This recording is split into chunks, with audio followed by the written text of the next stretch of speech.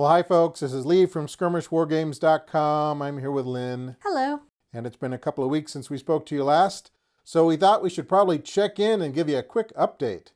So since the summer was fading fast, we decided to take a little road trip up to Spokane and Coeur d'Alene this last week or so, passing through Wyoming and Montana along the way. And our stops included getting a milkshake and an old-fashioned soda. Old-fashioned soda, yeah. At the Chugwater Soda Fountain in Chugwater, Wyoming, home of Chugwater Chili. And we also, when we got to Spokane, we visited Uncle's Games, Puzzles, and More in downtown Spokane, where Lynn got me a used copy of Star Trek Attack Wing for $2 plus tax. So this must have been one of the store copies they used for people to test out games or whatever, but that's a pretty good score, even though we're probably missing a few tokens in there. But that's okay, it's got the big ships. It's got the ships and everything, so that's from 2013. So thank you for that.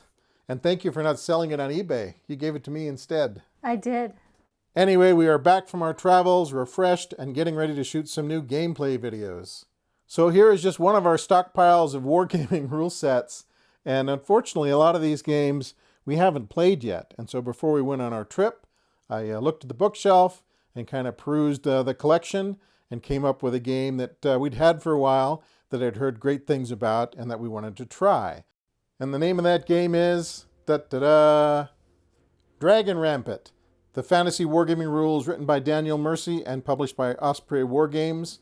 And I guess Dragon Rampant was sort of an offshoot of their previous game, Lion Rampant, which focused more on medieval wargaming rules. But we are going to play the fantasy version because it allows more flexibility in regards to unit creation, which we'll talk about here in a minute.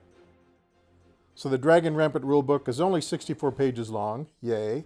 You can use whatever miniatures you want, historical or fantasy, and there's a thriving Dragon Rampant Facebook group with over 3,000 members where you can showcase your armies and share the tale of your latest battlefield victory. Let me quote from the book description. Developed from the popular Lion Rampant system, Dragon Rampant is a standalone war game that recreates the great battles of fantasy fiction. An army consists of 6 to 8 units, comprised of 6 to 12 individually based figures. These small units move and fight independently, assuming that they follow your orders rather than just doing their own thing. Command and control is just as important on the battlefield as the power of a troll chieftain or the magic of an archmage. So I've scanned the book several times and I've watched several gameplay videos on YouTube, and so far Dragon Rampant seems to be a very clean, easy to learn system without a lot of fiddly rules. We like that a lot. Granted, it might be a bit too simple for some folks who like crunchy rule sets and a lot of variation between the units. Plus apparently some people really don't like the Dragon Rampant activation system, which can instantly flip the turn to the other player if you fail to activate a unit. So let's say it's your turn, you try to activate your first unit, like a unit of crossbowmen to get them to shoot, you roll the activation roll, you fail it, now it's not your turn anymore, now it's the next guy's turn. But he might activate all of his units successfully, or he might fail on the first one as well, so you just don't know, which keeps it all a little bit chaotic. It certainly does, so you might spend a lot of points on some expensive knights, and perhaps they won't activate when you need them, or worse yet, they might decide to go charge on their own at an inopportune moment. Or in an inopportune direction. Yeah, absolutely. And your whole battle plan crumbles. All that aside, though, my impression of Dragon Rampant is that it looks very playable, especially if your main goal is to push toy soldiers around a table and roll some dice without getting too bogged down in measurements, complex unit stats, or a lot of math and record keeping. Another bonus is that we already have all the minis we need to play Dragon Rampant, even though it's a little bit larger in scale than some of the games we normally play, thanks to our sizable collection of confrontation figures. So as you can see here, we already have more than enough figures to field 4 different factions. Let's see, there's the Temple, the Undead over there, the Alchemists there in the back, and then the Lennar Baronies there in that corner. But we had to ally them with the Wolfen to make sure they had enough different units. So the Lennar and the Wolfen have formed an alliance in this particular regional conflict. So we'll see how that works out.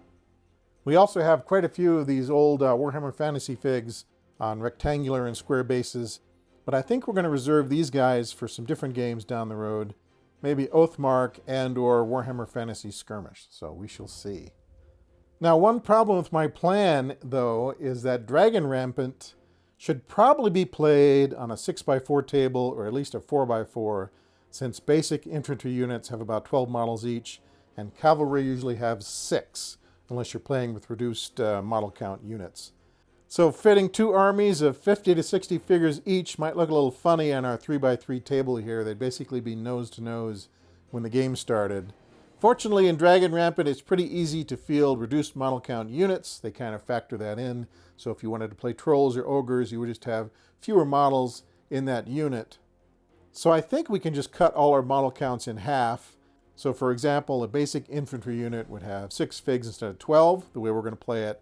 And a cavalry unit would have 3 instead of 6. But all the unit costs and strength points would be unchanged. And gameplay would essentially be unchanged. We're just shrinking the units down a little bit so we can fit them on our 3x3 mat. And I think we'll be okay. All right, folks, good, better, and different. That is the plan. So we'll probably be shooting some games here in the next few days and rolling those out as quick as we can get them edited. So stay tuned for that. And we hope you enjoy our foray into the world of Dragon Rampant, written by Daniel Mercy, or Mercier, I'm not sure, and published by Osprey Wargames. So, Lynn, sound fun?